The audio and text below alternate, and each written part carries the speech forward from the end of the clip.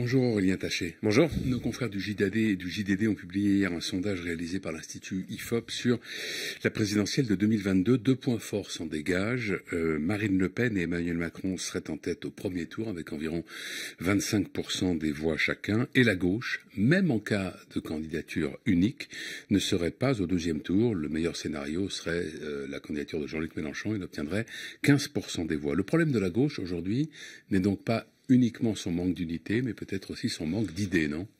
Oui, c'est certain. Alors, il me semble que j'ai vu ce sondage aussi et que, certes, Jean-Luc Mélenchon et Yannick Jadot étaient testés en candidature unique. Il me semble qu'Anne Hidalgo ne l'était pas. Je le dis simplement comme ça, parce que ça pourrait peut-être changer un certain nombre de résultats. Mais le plus important, effectivement, c'est de contribuer à la construction des idées. Vous l'avez rappelé en me présentant, moi, j'ai contribué à fonder un nouveau mouvement politique qui s'appelle Nous Demain, pour la bonne et simple raison que je considérais que les partis politiques classiques, qu'ils soient les Verts, les socialistes ou d'autres, ne sont aujourd'hui pas suffisamment connectés à un certain nombre d'enjeux et à un certain nombre de pratiques politiques, de manières de faire qui sont ceux des citoyens, de la jeunesse, et qu'il faut reprendre ce chemin-là. Et que si on s'inspire de ce qui s'est fait dans un certain nombre de villes, par exemple aux élections municipales, je pense à Marseille ou à d'autres, peut-être que si chacun vient humblement avec une part de vérité et qu'on se met autour de la table avec finalement la volonté d'avancer ensemble, il peut se passer des choses intéressantes au plan national aussi. On l'a vu dans certaines grandes villes avec le printemps marseillais et ailleurs. Est-ce que le problème, ça n'est pas que la gauche ne veut pas s'emparer d'un certain nombre de sujets qui restent tabous pour elle? Je pense par exemple à ce que disent les sondages sur l'inquiétude des Français à l'égard de l'insécurité ou de la montée de l'islam radical.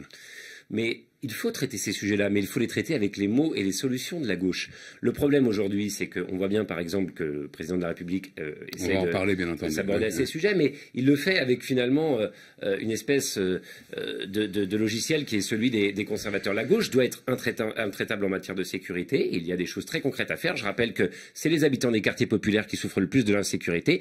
Simplement, quand en 2005, Nicolas Sarkozy impulse finalement sur la dalle d'Argenteuil un nouveau style en matière de sécurité en disant qu'on va vous débarrasser de cette racaille. C'est le même Nicolas Sarkozy qui, juste avant, a supprimé la police de proximité. Donc, il ne faut pas tomber dans cette surenchère idéologique qui, finalement, consiste à mélanger immigration et insécurité, à dire que l'islam serait forcément quelque chose qui peut pousser à des difficultés en France. Il faut traiter les problèmes concrètement en mettant les moyens. Voilà ce que la gauche doit faire. Et elle doit aussi s'aborder aux questions d'antiracisme, parce que si elle doit, à mon sens, traiter les sujets que vous avez évoqués, il faut aussi, pour répondre aux aspirations de la jeunesse, qu'elle aborde des questions qu'elle a trop peu évoquées sur le racisme ou les discriminations. Alors, vous l'avez évoqué d'un mot, le président de la République a donc prononcé vendredi un discours qui était attendu depuis longtemps sur la lutte contre le séparatisme. Ce à quoi nous devons nous attaquer, a-t-il dit d'emblée, c'est le séparatisme islamiste, c'est le cœur du sujet. On a entendu chez Emmanuel Macron, et d'ailleurs il l'a dit, la volonté de nommer les choses, de ne pas tourner autour du sujet. Vous dites, vous l'avez dit il y a un instant, il s'est exprimé avec un logiciel de droite? Oui, on se croit revenu au temps de Nicolas Sarkozy et Patrick Buisson. C'est finalement l'islam qui serait la source de tous les problèmes. Il y a évidemment des logiques de repli ou de radicalisation, mais c'est pas cette loi qui va nous aider à lutter contre eux. D'abord, on voit bien qu'on nous avait promis une lutte contre toutes les radicalisations, et on sait qu'elles peuvent être religieuses ou politiques. Les séparatismes, disait-on. Lui, il emploie le mot de séparatisme, ils emploient le mot de séparatisme. Moi, je préfère radicalisation, parce que je trouve que c'est plus clair. Et que séparatisme, ça ne veut pas dire grand-chose. C'était le général de Gaulle qui employait ça contre les communistes à l'époque, parce qu'ils étaient fidèles à l'URSS et non à la France. Mais ces références-là, je pense, ne sont plus les bonnes. La radicalisation, elle peut être religieuse, islamiste, elle peut aussi être nationaliste.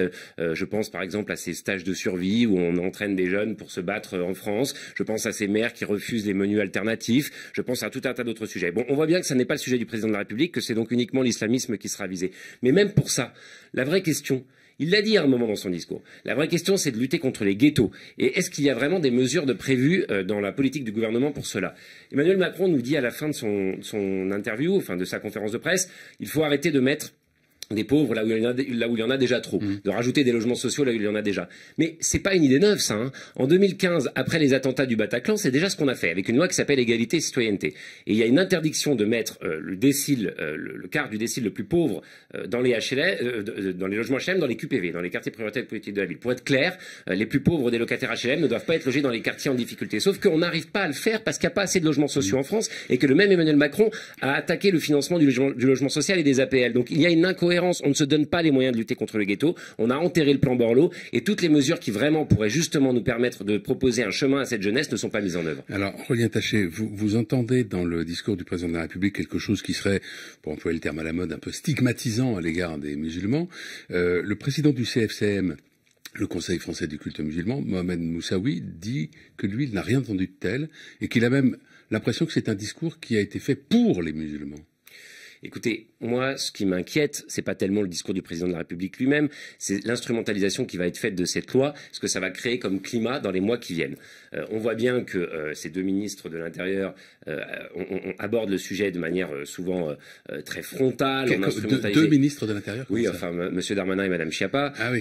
Et que à chaque fois, on a des éléments de communication politique qui sont agités, oui. Alors que les vraies solutions sont à trouver ailleurs. Et comment dire, ce vocabulaire, cette sémantique, elle rappelle effectivement celui qui était du temps de Nicolas Sarkozy. Et moi, ce qui m'inquiète, c'est qu'aujourd'hui, ce dont on a besoin, c'est d'une loi pour lutter contre les 600 000 nouveaux pauvres qui vont arriver. C'est d'une grande loi contre la pauvreté que nous avait promis Emmanuel Macron. Mais ça n'était pas l'objet de son discours de vendredi. Il voulait s'attaquer au séparatisme. Mais il nous reste un an, Frédéric Rivière. Oui. Il reste un an de temps utile. Mais sur les mesures annoncées, plus d'imams, par exemple, formés à l'étranger, est-ce que ça, c'est une bonne idée? Écoutez, qu'on puisse former les imams en France, c'est très bien. Ouais. Ça fait longtemps qu'on le dit. La scolarisation obligatoire dès 3 ans. Moi, je trouve que là, on est aussi sur un mauvais sujet. Il faudrait plutôt s'attacher à essayer de développer un enseignement sous contrat pour les musulmans, comme ça existe pour les catholiques ou pour d'autres religions, plutôt que de prendre des mesures coercitives.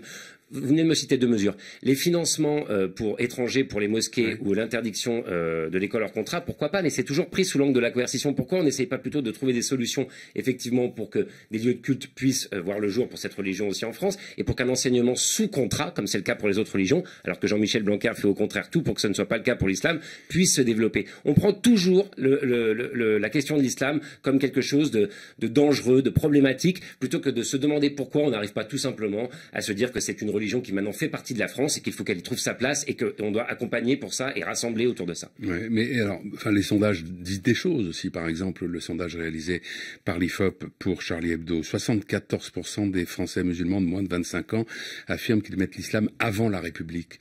Vous n'y voyez pas quelque chose d'inquiétant? Mais bien sûr que si, mais là aussi, quand je vais voir les préfets, moi, dans les grandes métropoles ou chez moi, dans le Val d'Oise, je leur dis pourquoi on ne fait pas venir telle ou telle association d'éducation populaire qui travaille, par exemple, vos confrères de l'association Entre les Lignes, 200 journalistes qui apprennent aux jeunes ce que sont les caricatures.